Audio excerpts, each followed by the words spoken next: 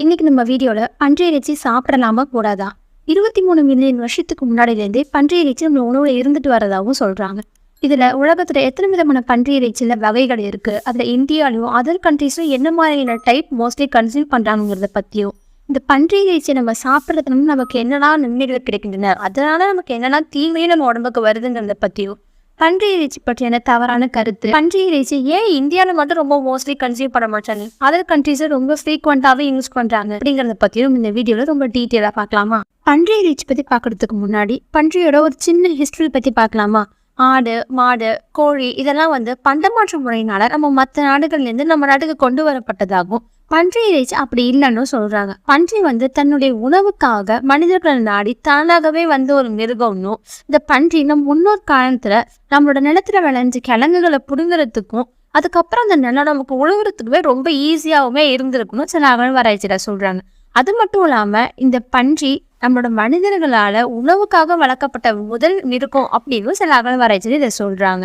இந்த பன்றி 23 மில்லியன் வருடங்களுக்கு முன்ன இருந்தே நம்ம உணவுல ஒன்றா இருந்துட்டு வரதாகவும், 40 மில்லியன் வருடங்களுக்கு முன்ன இருந்தே இந்த பன்றி நம் மனிதர்களோட சேர்ந்து வளர்க்கப்பட்டதாகவும் இருக்காங்க.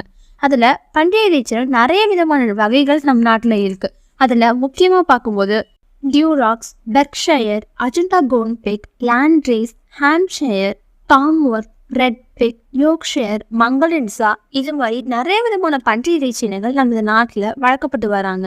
அதுல அஜந்தா கோல்ட் பிக் தான் நம்ம இந்தியால மோஸ்ட் காமனா வளர்க்கப்படுற ஒரு பன்றி இறைச்சி இனமாகவும், பெர்க்ஷயர் அண்ட் யோர்க்ஷயருங்கிறது அதர் கண்ட்ரீஸ்ல கன்சியூம் பண்ற ஒரு இனமாகவும் இருக்கு. அது மட்டும் இல்லாம இந்த மங்கலிட்ஸா அப்படின்னு ஒரு விதமான பன்றி இறைச்சி கொழுப்புக்காகவே வளர்க்கப்படுற ஒரு பாரம்பரிய இனமாகவும் கருதப்படுது.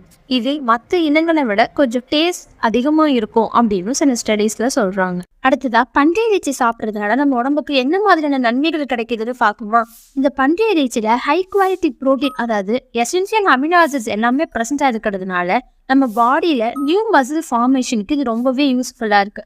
சார்கோபினியா அப்படின்னு சொல்லக்கூடிய எக்ஸ்ட்ரீம் மசில் டீக்ரடேஷன் அந்த கண்டிஷனுக்கு போர்க்கு ஒரு பெஸ்ட் ஆப்டான ஃபுட்டாவுமே இருக்கும்னு சொல்றாங்க. இந்த போர்க்ல பீட்டா அலைன் சொல்லக்கூடிய ஒரு அமினோ ஆசிட் இருக்கிறதுனால நம்ம பாடியில கார்னோசின் அப்படிங்கிற ஒரு காம்பவுண்டை ஃபார்ம் பண்ண இது ரொம்பவே யூஸ் ஆகுது. அந்த கார்னோசின்ங்கிறது நம்மளோட மசில் ஃபங்க்ஷனுக்கு ரொம்பவே தேவையான ஒண்ணுமே கூட. இந்த போர்க்ல ஸ்மால் அமௌண்ட் ஆஃப் அயனுமே இருக்கிறதுனால நம்ம பாடியில ஹீமோகுளோபின் லெவலை இன்க்ரீஸ் பண்றதுக்குமே ரொம்ப யூஸ் ஆகுது. இதுல உள்ள செலினியம் நம்மளோட பாடியில தைராய்டு ஃபங்க்ஷனை ஹெல்ப்ஃபுல்லா மெயின்டைன் பண்ணவுமே யூஸ் ஆகுதுன்னு. அடுத்ததா பன்றி இறைச்சி பத்திய நிறைய கட்டுக்கதை இருக்கு. அது என்னென்ன, அது உண்மையா இல்லையாங்கிறத பத்தி ஒரு சின்ன கிளிப்ஸ் பார்க்குமா? எல்லாரும் என்ன நினைக்கிறாங்கன்னா மற்ற இறைச்சியை விட பன்றி இறைச்சியில தான் கொழுப்பு அதிகம், நம்ம அதை சாப்பிட்றதுனால நமக்கு நிறைய டிசீஸ் வரும்னு நினைக்கிறாங்க. அப்படி இல்லை. எல்லா இறைச்சி மாதிரியும் பன்றி இறைச்சிலையும் கொழுப்பு ஒரு பார்ட்டா தான் இருக்கு. நம்ம ஆனால் அதை சூஸ் பண்ற பார்ட் ஆஃப் த போர்ஷனை பொறுத்து அது ஒன்றுத்துக்கு ஒன்று மாறுபடும். அது மட்டும் இல்லாமல் சில பேர் என்ன நினைக்கிறீங்கன்னா பன்றி இறைச்சி மற்ற இறைச்சியை விட சமைக்கவே அதிக நேரம் எடுத்துக்கும், ரொம்ப டைம் எடுக்கும் அப்படின்னு நினைக்கிறீங்க.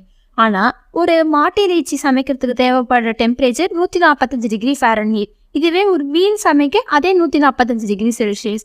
இதுவே ஒரு கோழி இறைச்சி சமைக்க 165 டிகிரி ஃபாரன்ஹீட் எடுக்குது.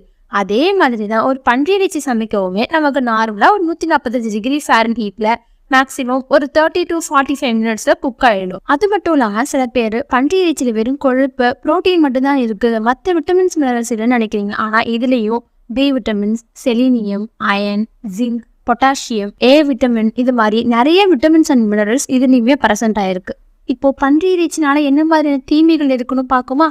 பன்றி இறைச்சியை நம்ம ஒழுங்கா சமைக்காமலோ இல்ல பச்சையா சாப்பிடும்போது நமக்கு அதனால ஏதாவது பாராசிட்டிக் இன்ஃபெக்ஷன் வரதுக்கான சான்ஸ் உண்டு. அதுல முக்கியமா ட்ரிச்சினோசிஸ்ன்னு சொல்லக்கூடிய ஒரு ஒட்டுண்ணி வரதுக்கான சான்ஸ் ரொம்பவே அதிகம். இந்த பன்றி இறைச்சியில அதிகப்படியான சேச்சுரேட்டட் ஃபேட் இருக்கிறதுனால நம்மளோட பிளட்ல கொலஸ்ட்ரால் அளவை அதிகப்படுத்தி நமக்கு ஹார்ட் டிசீஸ் ஏதாவது வரும்னே சொல்றாங்க.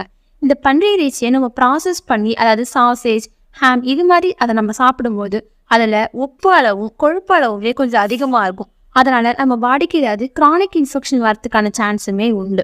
இப்போ போர்க் எந்த நாட்டெல்லாம் அதிகமாக கன்சியூம் பண்றாங்கிறத பத்தி தெரிஞ்சுக்குமா? வேர்ல்டுலேயே அதிக கன்சம்ஷன் பண்ற மீட்டா ஃபர்ஸ்ட் ஆஃப் ஆல் போர்க்கு தான் இருக்கு. அதுக்கு அடுத்ததா பவுல்ட்ரி, அதுக்கு அடுத்ததான் பீஃப் அண்ட் கடைசியா தான் மட்டன் இருக்கு. அப்படிப்பட்ட அந்த போர்க்கை அதிகமாக கன்சியூம் பண்ற நாட்டில் முதலிடமா சைனா தான் இருக்கு. அதுக்கு அடுத்து Belarus, European union, south Korea, இந்த மாதிரி நாடுகள்லையும் நம்ம இந்தியாக்குள்ளன்னு பார்க்கும்போது நாகாலாந்து, மிசோரம், அருணாச்சல பிரதேஷ், மேகாலயா இந்த மாதிரி ஸ்டேட்லாம் போருக்கு அதிகமாக கன்சியூம் பண்ணிட்டு வந்துட்டுருக்காங்க. கடைசியா மற்ற நாடுகளை கம்பேர் பண்ணும்போது இந்தியாவில் ஏன் பன்றி இறைச்சி சாப்பிட்றது ரொம்ப கம்மியாக இருக்குன்னு பார்க்கும்போது இந்த கடவுளான விஷ்ணு வரஹான்னு சொல்லக்கூடிய ஒரு பன்றி அவதாரம் எடுத்தார். ஸோ அதனால தான் அந்த இறை நம்பிக்கையினால நிறைய பேர் பன்றி இறைச்சி இப்போவும் வீட்டில் சமைக்கிறது கிடையாது.